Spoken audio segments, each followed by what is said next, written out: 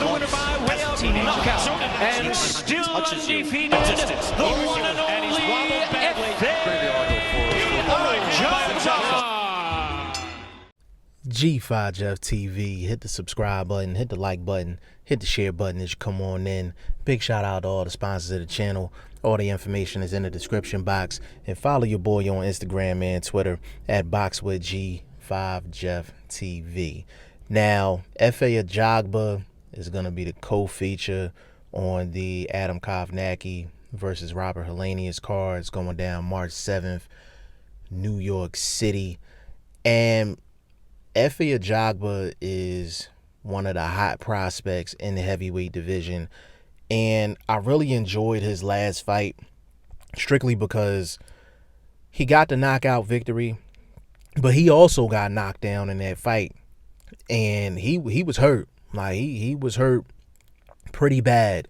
But a lot of fighters say that they're well conditioned going into a fight, but the ultimate way for you to tell whether a fighter is really conditioned is if they get hurt in a fight and if they can recover and how fast they can recover. And Efe Ajagba got knocked down. He got back up. He wasn't on wobbly legs for that long. That showed you right there that he was in great shape and he had real solid legs underneath him going into that fight. And the person that he fought wasn't a huge name or anything like that. And those be the pitfalls when it comes down to fighters on the come up. They see a guy, never heard of him. People are not really supporting him. They think they can come in at 50%, 60% and just go get the W. But Efe Ajagba, you could tell that he's a gym rat.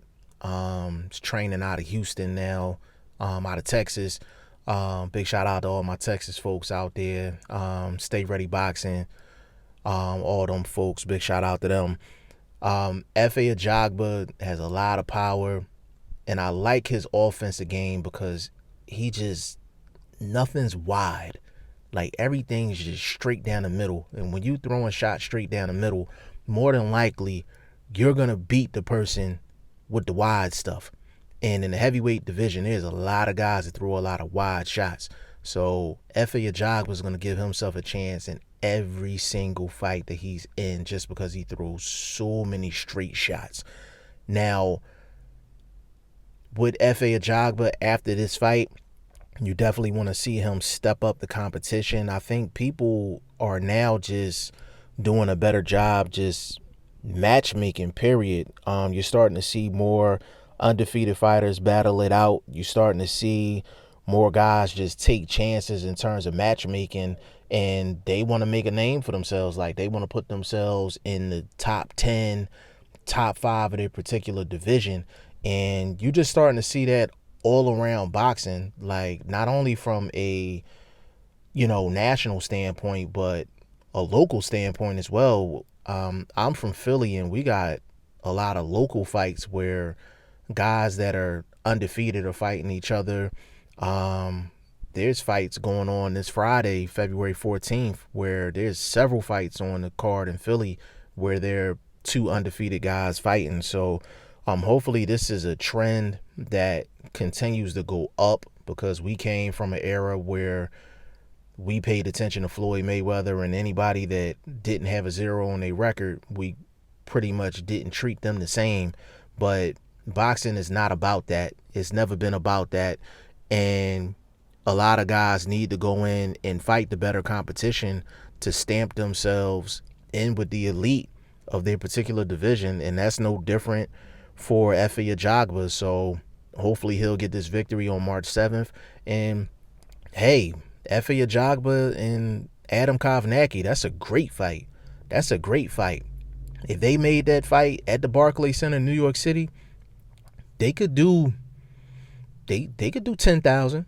They could do 10,000 in there for sure. They can do 10,000 in there. Now I don't know if they have Efe Ajagba on the undercard to set up a possible Kownacki Efe Ajagba main event fight down the line, like maybe over the summer or something like that. But if that's the plan, that's a great fight. That's a great fight for both guys. And you got to look at it from a heavyweight perspective. You could possibly see a Adam Kownacki and Efe Ajagba. You see Daniel Dubois and Joe Joyce, they signed up to fight. Those are 2 undefeated guys. The heavyweight division is about to make a transition over to these new guys. You got to remember, Anthony Joshua, he's coming off of a victory over Andy Ruiz, but he got knocked down several times against Andy Ruiz in that first fight, and Anthony Joshua was known for being chinny. I don't think Anthony Joshua is going to be in boxing within the next 3 years or so. Deontay Wilder's 34. He has all the power in the world, and he's still refining his skills, and he's been a champion for a long period of time. But there's a chance that Deontay Wilder may not be at the top of the mountain 3 years from now, 2-3 years from now. These young pups is coming up, and they want their spot now. They want their spot right now. So I absolutely love what's going on in the heavyweight division, and we're gonna see what happens with Efe Ajagba in this co-main event, see if he takes care of business as expected, and if so, let's make this Efe Ajagba and Adam Kownacki fight New York City. Let them headline that. They could do 10,000 for sure. They could do 10,000 if they headline a fight in New York City over the summer. Y'all let me know what y'all think in the comment section. G5Jeff TV, hit the subscribe button, hit the like button. Please share this video, support your boy. Support good content at all times. I appreciate y'all. Peace.